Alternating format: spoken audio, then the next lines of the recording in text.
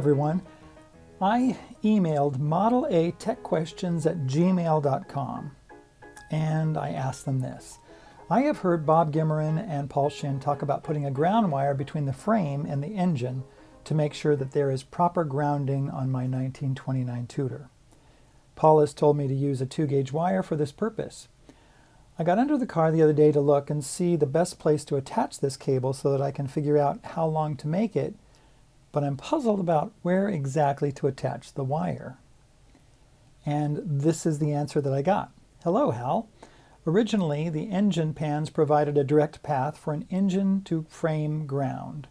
If your vehicle does not have the engine pans, I would suggest creating an 8-inch long ground wire and attach it to the lowest bolt on the starter/flywheel housing and the existing nearby engine pan hole, located in the lower part of the frame near the rear motor mount. Okay, be sure to remove paint from both surfaces where your ground wire attaches for the best electrical conductivity. So I want to do that. So let's go look under the car and see where we should do that. Getting under the car, this is the passenger side. Let's go underneath and see what we got here. There's the motor mount, and there's the closest place where they would attach the pan. So probably this one, but I don't know if I want to go from here to there because that would go right under or right over the exhaust, and that's pretty hot. Let's check the other side. Now we're on the driver's side. All right, let's go underneath and see what we got here. Okay, there's the motor mount there. Now there's my attachment point, and maybe I'll go right to that bolt right there. From there to there, let's measure that and see how long it'll be. And it's 8 inches, almost exactly. So I want to go around that thing because that's where oil comes down. I'll have to go, yeah, it'll be fine. 8 inches will be great. I'm going to clean this up a little bit. Oh, maybe I'll just put that on there. Okay, I got these copper ends. Got the wire. Let's measure 8 inches. There it is right there. Yeah, let's go 9.5 right to there.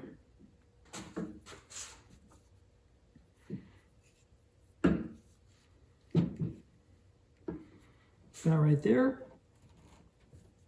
There we go. All right, we want this connector to go right about like that. So about right there. We're going to need to, there we go. We need to cut through this rubber so I can take this rubber piece off the wire so I can get the connectors on.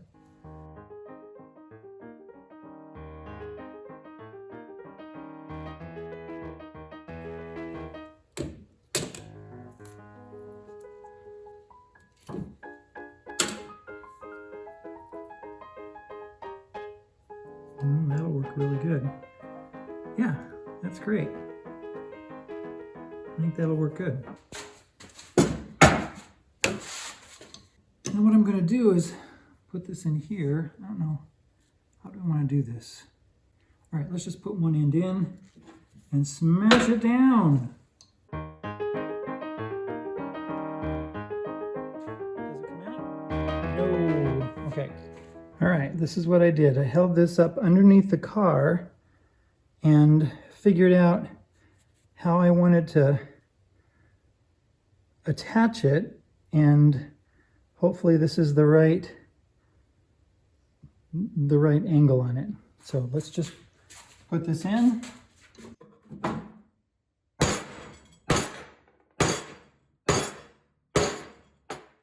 There. All right, now all we have to do is just attach it. Clean everything, attach it, and we're in business. All right, I'm gonna ream this out just a little bit. Now let's see if that bolt will fit. Let's do a little bit more.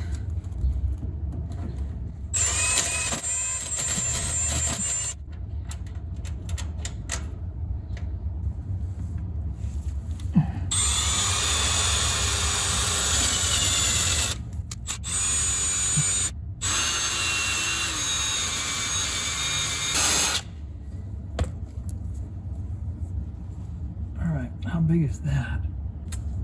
9/16 socket on the bolt right there. We're going to go to that one. I already broke it loose just a little bit.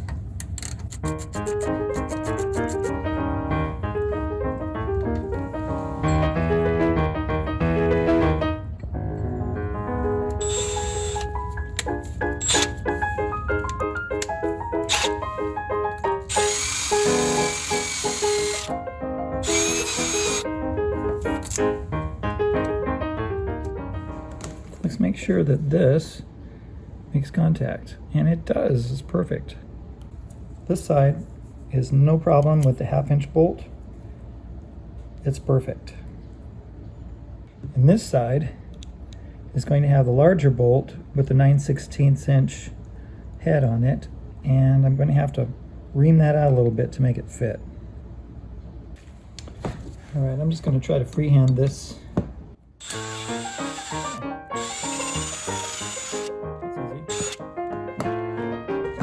That works now.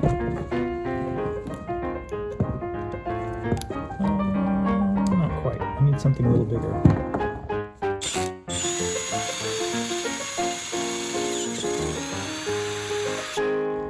All right. I think oh yeah, that'll work good. Yes.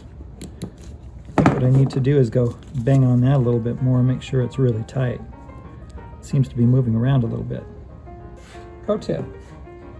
When you're using a hammer lug crimper to crimp these ends, make sure you do it on a solid place. Now, I did it at first on that metal table, and I think there was too much give in it. So what I did was I put it on the ground on the cement, and then I banged on it, and make sure it looks like this. And then it's not going to move at all. Same thing with this other side. All right, we're going to put this on first, over here. I think what I'll do is I'll put the bolt and the lock washer, put the lock washer on top, put the bolt underneath.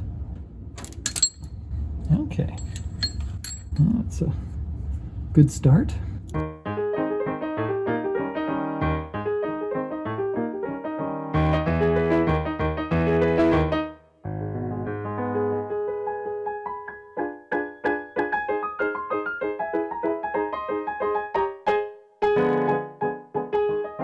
I think that's good. Now let's put the 9/16 on here.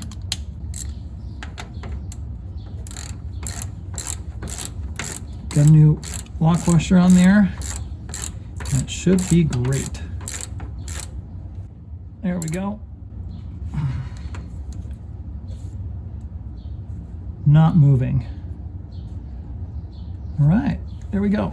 Now this is a new ground, since I don't have those pans or whatever they're called, right? You know what I'm talking about. That attach here, I think, onto the motor or something. Anyway, so here it is, the bolt with a 2/0 wire going to the frame, and that gives me a really solid ground. You might be asking, well, how come you made it red? Well, because this is a 6-volt positive ground car. So I thought I'd make it red just so everybody would know this is positive ground.